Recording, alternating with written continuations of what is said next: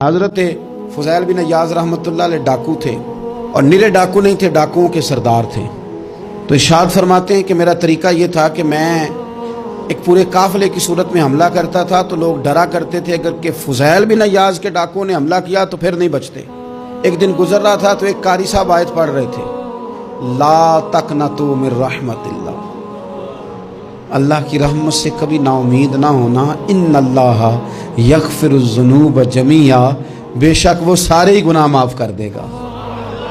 आप फरमाते मेरे दिल में बात असर कर गई। मानना है ना, इसने नहीं मानना, उसने 6666 आयतों का तर्जुमा पढ़ के भी तवज्जो नहीं करनी। आप इरादा करें ना, आप अपनी दिल की ज़मीन को ज़रख़ेज़ बनाएं। फरमाते हैं मैं फ़ौरन वो आयत सुनी तो मैं रोया और मैं वो हाफ़िज़ साहब के पास चला गया, उनसे इजाज़त ली, उनके कमरे में दाखिल हुआ। मैंने कहा आपने अभी आयत पढ़ी है कि अल्लाह सारे गुनाह माफ़ कर देगा। तो जिस बंदे ने कई साल डाके डाले हों, बेटियां रोती रहती हों पर वो माल लेके आ गया हो, माएँ वास्ते देती रहती हों पर वो लूट के निकल आया हो, अब जी अगर वो बंदा भी सच्चे दिल से तौबा करे तो अल्लाह माफ़ कर देता है। तो आफा जी कहने लगे मैं कौन होता हूँ तुम्हें कोई तफसीर बताने वाला, मैंने तो कुरान की आयत पढ़ी है। मेरा रब कहता है ला तक़नतू मिन रहमतिल्लाह, तुमने मायूस नहीं होना, तुम आ जाना, माफ़ी मांग लेना, इन्नल्लाह यग़फ़िरुज़्ज़ुनूब जमीआ, अल्लाह सारे ही गुनाह माफ़ फरमा देगा। अल्लाह सारे गुनाह, तो ये तो अल्लाह फरमा रहा है। फुज़ैल बिन अय्याज़ कहते हैं मैंने कहा ख़त्म हो गई बात, तौबा भाई। वापस आया तो वो मेरे साथ जो थे ना, उनसे मैंने कहा सरदार नया तलाश कर लो भाई। अब इरादे बदल गए, प्रोग्राम कुछ और हो गया। अब तो लोग हमें ताने देंगे, अब तो लोग बातें करेंगे कि उथे की लैन जाना है। फुज़ैल बिन अय्याज़ कहने लगे बस भाई तौबा करनी, अब तुम कोई और सरदार तलाश कर लो। और ऊपर ऊपर से नहीं कहा, तौबा की तकरीरें नहीं की, दूसरों को मैसेज नहीं भेजे और लेक्चर नहीं झाड़े, रो के कहा, दर्द से कहा, दिल से कहा।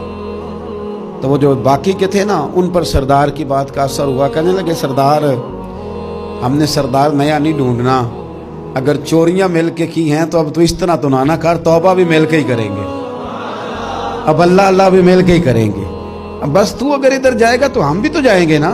अल्लाहु अकबर। फुज़ैल बिन अय्याज़ कहते हैं जाहिर है माल लूटा करते थे। मैंने मसला पूछा उलमा से तो उन्होंने बताया कि ये तो हुकूकुल इबाद का मसला है, जो लूटा है वो तो वापस करना ही पड़ेगा। अब मैंने वो पैसे जमा किए, अब सारे तो मेरे पास थे नहीं, जितने मैं दे सकता था दिए, जो खा चुका था वो रह गए। एक यहूदी के पैसे रह गए, उसके घर चला गया। मैंने जाके उसे कहा मियाँ मैंने कर लिया तौबा, और मैं वो फुज़ैल बिन अय्याज़ डाकू हूँ जिसके तेरे घर से इतना माल लूटा था, मेरे पास पैसे कोई नहीं, वो पैसे लग गए, अब तू इस तरह कर मुझे माफ़ कर दे। वो कहने लगा ना जनाब, ये भी कभी कभी होता है, लोग ना शराफत को बुज़दिली समझ लेते हैं। फुज़ैल बिन अय्याज़ से कहने लगा मैं तो पैसे लूँगा, ऐसे तो नहीं माफ़ करता। आप फरमाने लगे पैसे तो कोई नहीं, ये सच्ची तौबा है। वो कहने लगा फिर इस तरह करो, मेरी ऊँटों को चारा डालो, पैसे पूरे हुए तो चले जाना। कल डाकू थे, अभी वो तलवार चलानी आती है, नेज़ा चलाना आता है, डटना आता है, आसाब मजबूत हैं, मसला कोई नहीं, लेकिन तौबा सच्ची की है ना, ये सच्ची तौबा वाले लोगों का तरीका है। उससे कह सकते थे कि जा आज तो लब देनी ले ले, तुझे कहा माफ़ कर दे, तू तैयार ही नहीं मानने को। हज़रत फुज़ैल बिन अय्याज़ कहने लगे अगर ऊँटों को चारा डालने से तू माफ़ी देता है ना, तो मैं तेरे ऊँटों को चारा डालने को भी तैयार। क्योंकि राज़ी अल्लाह को करना है, अपने ज़मीर से बोझ उतारना है, बंदों के सामने सरखुरू नहीं होना, अल्लाह के हुजूर होना है। तौबा का मतलब है रब की बारगाह में सरखुरू होना, बंदों के सामने नहीं। हज़रत फुज़ैल बिन अय्याज़ कहने लगे डालेंगे तेरे ऊँटों को चारा, क्यों नहीं डालना। 2-4 दिन चारा डाला तो वो यहूदी एक दिन कहने लगा कि ये ना ठीकरियों से भरी हुई थैली है, ये तो ज़रा उठा के ला।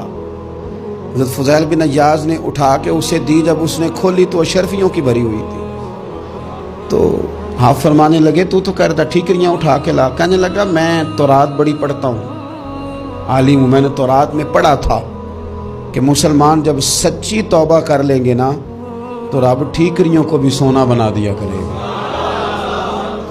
फिर ये मिट्टी के ढेले अशरफियाँ बना करेंगे।